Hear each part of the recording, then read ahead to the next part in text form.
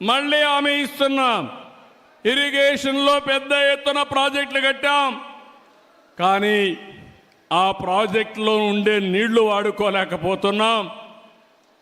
ఆ నీళ్లన్నీ కూడా సమర్థవంతంగా వాడుకోవడానికి ఈ కడప జిల్లా నేను అన్ని విధాలా సహకరిస్తానని మీ అందరికీ హామీ ఇస్తున్నా. అది కూడా ఇంకొక పక్క ఎన్నోసార్లు చెప్పాను, ఈ కడప జిల్లా తయారవుతుందని. మామూలు వరి పంట కంటే హార్టికల్చర్ పండ్ల తోటలు వేసుకుంటే రెండింతలు మూడింతలు. ఇంత మునుపు కూడా బనానా కానీ ఆరెంజెస్ కానీ దీనికి ప్రాధాన్యత ఇచ్చాం. మళ్ళీ నేను శ్రద్ధ పెడతాను. ఈ జిల్లాలో ఉండే నీళ్లు ఉపయోగించుకోవడానికి అన్ని పనులు చేస్తాను. మీరు ఒకసారి చూస్తే నేనున్నప్పుడు రాయలసీమలో మైక్రో ఇరిగేషన్కి 90% సబ్సిడీ ఇచ్చాం. అది కూడా తీసేసే పరిస్థితికి వచ్చారు. మళ్ళీ నేను వచ్చిన వెంటనే రాయలసీమ రైతాంగానికి మంచి జరగాలని ఈరోజు 90% సబ్సిడీతో డ్రిప్ ఇరిగేషన్ మీకు ఇస్తున్నానంటే అది తెలుగుదేశం పార్టీ. ఒక పక్క డ్రిప్ ఇరిగేషన్ వచ్చి, ఒక పక్క ఆధునీకరణ వచ్చి, ఇంకో పక్క హార్టికల్చర్ పంటలు వేసుకొని మార్కెటింగ్ అని ఎస్టాబ్లిష్ చేస్తే ఈ రాయలసీమకు తిరుగుండదు. నిన్న కూడా కేబినెట్లో మాట్లాడాను. రాయలసీమలో ఎక్కువ ఆదాయం వచ్చే జిల్లాలు చూస్తే కడప, అనంతపురం జిల్లాలు కూడా ముందుకు వచ్చే పరిస్థితికి వచ్చింది. మీరు శ్రద్ధ పెట్టండి. నేను ఒకటే చెప్తున్నా, ఈ రాయలసీమని, ఈ కడపలో ఒకప్పుడు మీరు చూస్తే ముఠా కక్షలు ఉండేటివి, చంపుకునే సంస్కృతి ఉండేది. నేను గర్వంగా చెప్పగలుగుతున్నా, ముఠాలను పూర్తిగా అణిచివేసిన పార్టీ తెలుగుదేశం పార్టీ. దీన్ని రాబోయే రోజుల్లో నెక్స్ట్ లెవెల్కి ఎట్ట తీసుకుపోవాలో తీసుకుపోతామని చెప్పి కూడా నేను మీ అందరికీ హామీ ఇస్తున్నా.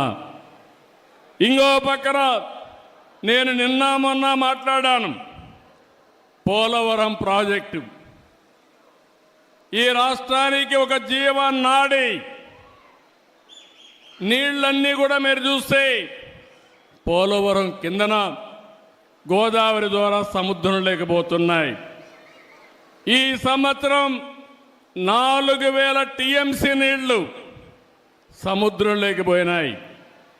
కానీ నేను ముందు జాగ్రత్త చేసి ఈసారి మీరు చూస్తే శ్రీశైలం కానీ ఇవన్నీ నీళ్లు తీసుకొచ్చి రాయలసీమలో ఉండే రిజర్వాయర్లు కళకళలాడుతున్నాయంటే అది తెలుగుదేశం పార్టీ చూపించిన చొరవ. ఇప్పుడు నేను ఆలోచించింది, పోలవరం నుంచి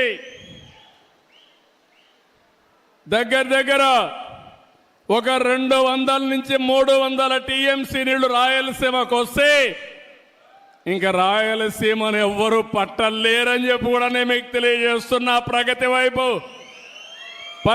పరుగు పెట్టే పరిస్థితి వస్తుంది. అందుకే పోలవరాన్ని మళ్ళీ పట్టాలెక్కించాం. ఈరోజు ఇక్కడికి వచ్చాను. పోలవరం మీరు చూస్తే పోయిన ప్రభుత్వం డయాఫామ్ వాల్ని ముంచేసి పోలవరం ప్రాజెక్టు గోదావరిలో ముంచేశారు. ఈరోజే మళ్ళీ కేంద్ర సహకారంతో 12,200 కోట్ల రూపాయలు ఫేజ్ 1 కింద డబ్బులు ఇస్తే డయాఫామ్ వాల్ కూడా ప్రారంభిస్తున్నాం. 2 సంవత్సరాల్లో పోలవరం పూర్తి చేస్తామని మీ అందరికీ హామీ ఇస్తున్నా. ఇప్పటికీ పోలవరం కృష్ణ అనుసంధానం చేశాం.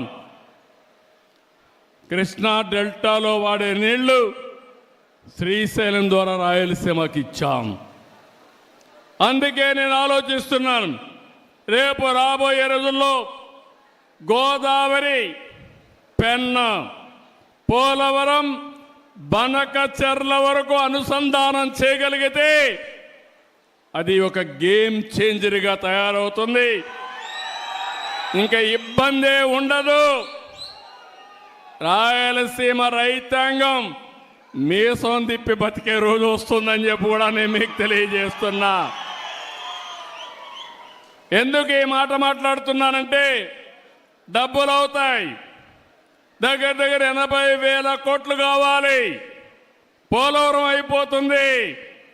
నా జీవితాశయం ఎట్టి పరిస్థితిలో బనకచెర్లకు నీళ్లు తీసుకొస్తే అక్కడి నుంచి తెలుగు గంగ, హంద్రి నీవ, నగిరి గాలేరు ఇక్కడి నుంచి నేరుగా ఎక్కడికంటే అన్ని జిల్లాలే కాకుండా సోమశిలకెళ్ళి, కందలేరుకెళ్ళి, మళ్ళీ తిరుపతికి వచ్చి వెంకటేశ్వర స్వామి పాదాల చెంత బాలాజీ రిజర్వాయర్కు నీళ్లు వచ్చే పరిస్థితి వస్తాయి.